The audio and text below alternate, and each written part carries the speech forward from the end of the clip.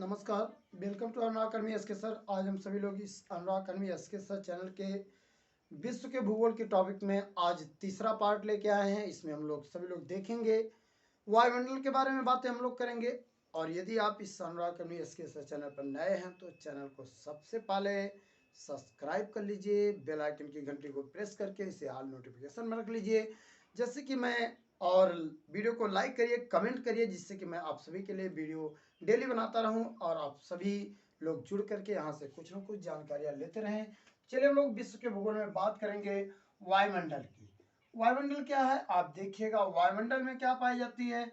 Number 1 हवा पाई जाती है, जलवाष्प पाया जाता है, धूल के कण पाए जाते हैं। इन तीनों में जीव नहीं होते हैं। माने तीनों में जिसकी बात किया जाए, हवा, जलवाष्प, धूल के कणों में जीवन नहीं पाया जाता है। सब के सब क्या होते हैं? निर्जीव होते हैं। फिर भी इसे हम लोग निर्जीव होने के कारण इसको क्या कहते हैं? अजैविक घटक कहते हैं। और तीनों अजैविक घटक मिल करके ही क्या बनाते हैं? वायुमंडल का निर्माण करते हैं। जैसे हमारे चारों तरफ पाए जाने वाले अजैविक तत्वों के समूह को वायुमंडल कहते हैं। वायुमंडल किसे कहते हैं? तो हमारे चारों तरफ पाए जाने वाले हवा, जलवाष्प, धूल के कण आदि के समूह को ही क्या कहते हैं? वायुमंडल कहते हैं। वायुमंडल गैसों का मिश्रण होता है।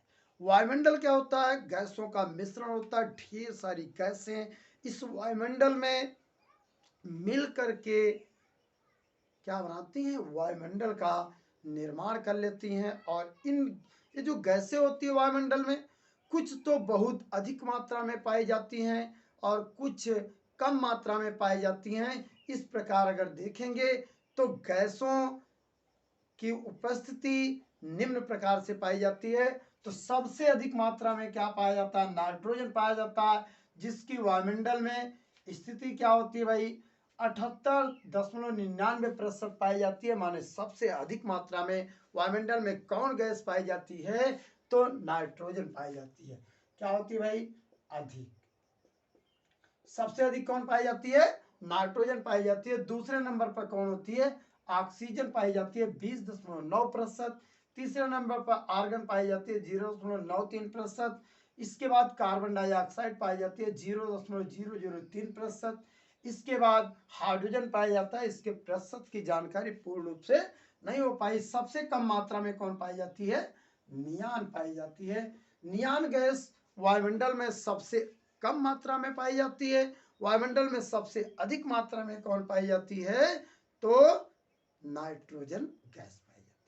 अच्छा ध्यान दीजिएगा, इस वायुमंडल में ढेर सारी गैसें हैं। उनमें से सबसे हल्की गैस कौन है और सबसे भारी गैस कौन है? इसके भी क्रम को हम लोग देख लेते हैं। तो चलिए देखते हैं, बात हम लोग कर लेते हैं कि सबसे हल्की गैस कौन सी होती है और सबसे भारी गैस कौन सी होती है। ठीक है, तो चलिए देख लेते हैं भाई। हम लोग यहां बात कर लेते हैं हाइड्रोजन, हीलियम, हाइड्रोजन, ध्यान दीजिएगा, हाइड्रोजन, नियान, हीलियम, क्रिप्टॉन है। कौन होती है? क्रिप्टॉन, जेनान, रेडान और ओजोन। ये क्या होता है भाई? इसका एक क्रम है, आप देखिएगा। इसको यदि हम लोग देखेंगे तो सबसे हल्की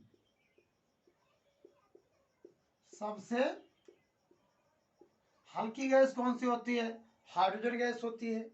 और सबसे भारी गैस कौन सी होती है? ओजोन गैस होती है। सबसे भारी कौन होती है? ओजोन गैस होती है। ठीक है नहीं?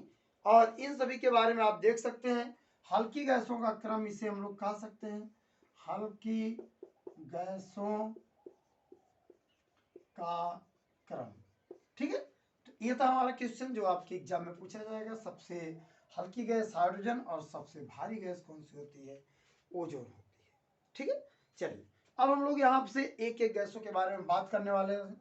ठीक है, नंबर 1 पर बात किसकी करेंगे हम लोग? कौन कौन सी गैसें होती हैं, उन सभी गैसों के बारे में अब हम लोग बात करने वाले हैं। सबसे पहले आप देखिएगा नाइट्रोजन।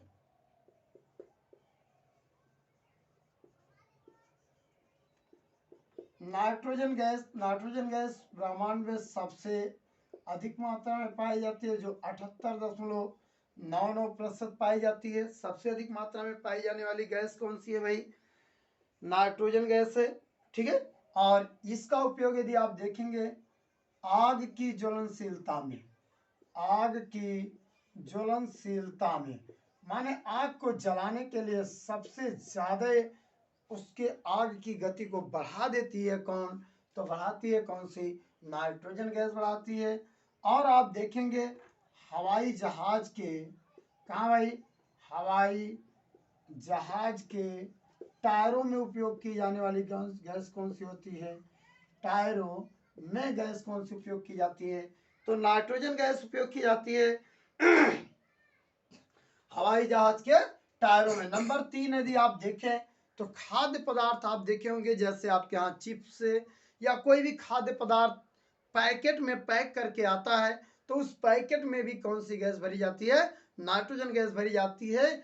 क्योंकि यदि नाइट्रोजन गैस नहीं भरी जाएगी तो बाहर की कोई गैस उस खाद्य पदार्थ के साथ रिएक्शन कर लेगा, अभिक्रिया कर लेगा, और खाद्य पदार्थ क्या हो जाएगा? खराब, विष युक्त हो जाएगा। उसको बचाए रखने के लिए कौन सी गैस भरी जाती है? नाइट्रोजन गैस भरी जाती है। खाद्य पैकेट, जैसे मान लो किसमें? चिप्स में नाइट्रोजन गैस भरी जाती है।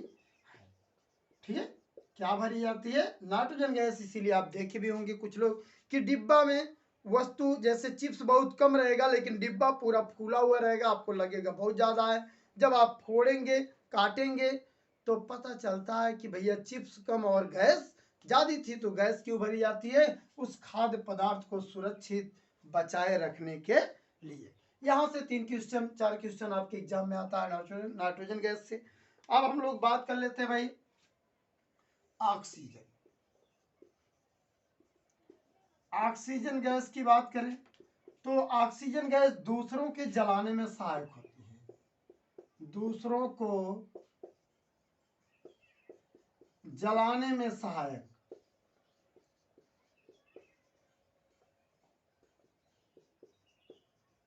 माने स्वयं नहीं जलती है। ऑक्सीजन गैस स्वयं तो नहीं जलती है लेकिन दूसरों को जलाने में सहायक होती है। अब आप सभी लोग जानते भी होंगे कि ऑक्सीजन गैस का हम लोग बहुत ज़्यादा उपयोग करते हैं, जैसे श्वसन क्रिया में। इसलिए दूसरे नंबर पर यदि देखा जाए, इसको प्राण वायु भी कहते हैं। क्या कहते हैं भाई? प्राण वायु भी कहते हैं। तीसरे नंबर पर देखा जाए तो ब्रह्मांड में इसका प्रतिशत जो होता है 20.9%, या कहीं कहीं पर 21% भी लिखा हुआ मिलता है। ये बात किसकी थी? ऑक्सीजन की। ठीक है, अब हम लोग बात कर लेते हैं आर्गन की। आर्गन गैस की बात कर लें तो आर्गन गैस हमारे यहाँ किसमें उपयोग किया जाता है भाई? आप देखे भी होंगे गांव में सभी लोग क्या करते हैं? वेल्डिंग करते हैं। तो वेल्डिंग में किसका उपयोग किया जाता है? आर्गन का। वेल्डिंग में किसी भी वस्तु को वेल्डिंग करने में किसका उपयोग किया जाता है भाई? आर्गन गैस का उपयोग किया जाता है। ठीक है, तो आप ये सब समझ गए होंगे। अब हम लोग बात करेंगे कार्बन डाइऑक्साइड की। किसकी बात करने वाले हैं? कार्बन डाइऑक्साइड की बात करने वाले हैं। चलिए आगे हम लोग चलते हैं। चलिए हेडिंग डाल लीजिएगा सभी लोग, कार्बन डाइऑक्साइड, CO2। ये हमारी कार्बन डाइऑक्साइड।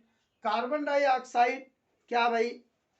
इसको सबसे पहले तो आप जानते भी होंगे कि ग्रीन हाउस गैस की गैस है, माने ग्रीन हाउस गैस है, इसलिए इसका नाम ग्रीन हाउस गैस भी कहते हैं। ग्रीन हाउस गैस माने कार्बन डाइऑक्साइड को पहला नाम जो दिया जाता है ग्रीन हाउस गैस कहा जाता है।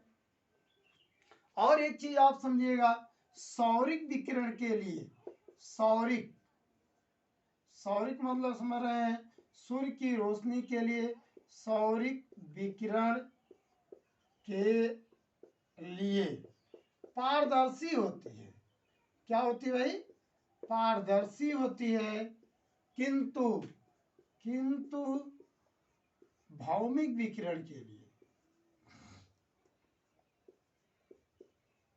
भौमिक विकिरण के लिए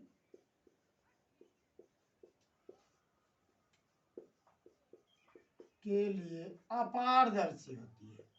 क्या होती है? अपारदर्शी होती है। तो आप जानते भी होंगे सौरिक विकिरण के लिए क्या हो, पारदर्शी होती है, और भौमिक विकिरण के लिए अपारदर्शी होती है। ठीक है। अच्छा, सौरिक विकिरण आप समझ रहे होंगे। सौरिक विकिरण क्या होता है भाई? सौरिक विकिरण का मतलब होता है सूर्य से जो रोशनी चल के आती है। तो सूर्य से जो रोशनी चल के आती है उसके लिए तो पारदर्शी होती है, लेकिन पृथ्वी से जो किरण निकलती है उसके लिए क्या होती है? अपारदर्शी होती है। इस पृथ्वी से निकलने वाली भी, ये क्या है? पृथ्वी, और पृथ्वी से निकलने वाली किरण को भौमिक विकिरण कहते हैं, और सूर्य से निकलने वाली किरण को क्या कहते हैं? सौरिक विकिरण कहते हैं। ठीक। तो सौरिक विकिरण के लिए पारदर्शी और भौमिक विकिरण के लिए क्या? अपारदर्शी, पारदर्शी। ठीक है। और इसके लिए क्या? अपारदर्शी। तो आप समझ गए होंगे सौरिक विकिरण और भौमिक विकिरण। इसके अलावा कार्बन डाइऑक्साइड से कोई ज्यादा क्वेश्चन आता नहीं है। चलिए हम लोग आगे बात कर लेते हैं दूसरी गैस की। ठीक है। तो अब हम लोग बात करेंगे किसकी? हाइड्रोजन। हाइड्रोजन की बात कर लेते हैं भाई।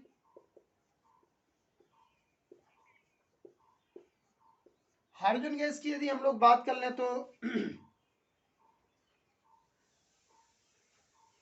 ठीक है, इसका हिंदी नाम देख लीजिएगा।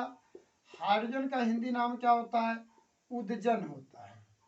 पहले तो आप जानते रहिए, बहुत इंपॉर्टेंट क्वेश्चन है कि हाइड्रोजन का हिंदी नाम क्या होता है? उदजन होता है। और ध्यान दीजिएगा, पृथ्वी पर सबसे अधिक मात्रा में पाया जाने वाला, सबसे अधिक तत्व जो पाया जाता है वो कौन सा पाया जाता है? हाइड्रोजन पाया जाता है। पृथ्वी पर सबसे अधिक मात्रा में जो तत्व पाया जाता है वो कौन सा पाया जाता है? हाइड्रोजन पाया जाता है। और बात हम लोग किसकी कर लेते हैं? अगली गैस नियान की। अब भैया देख ला, ठीक है, कि नियान कौन सी गैस होती है?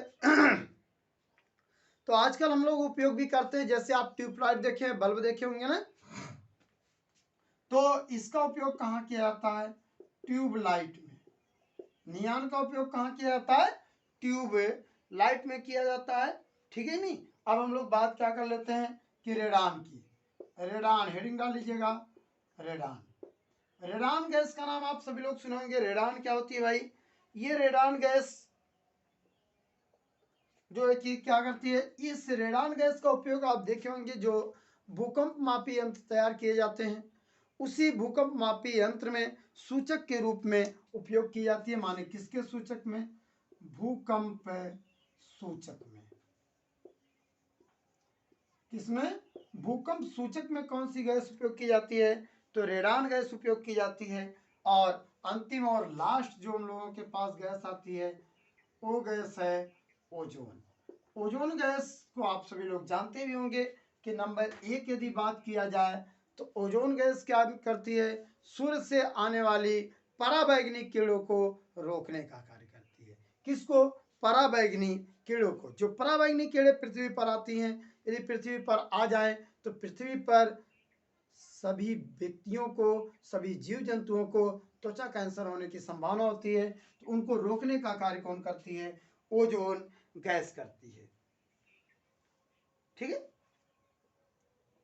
अब ये देखिएगा, नंबर 2 यदि बात किया जाती है, कहाँ पाई जाती है? ये गैस पाई जाती है समताप मंडल में। कहाँ पाई जाती है? समताप मंडल में पाई जाने वाली गैस कौन सी है? ठीक है, समताप मंडल में पाई जाने वाली गैस कौन सी है? ओजोन गैस है। अच्छा, ये क्या करती है? सूर्य से आने वाली पराबैंगनी किरणों को, पराबैंगनी किरणों को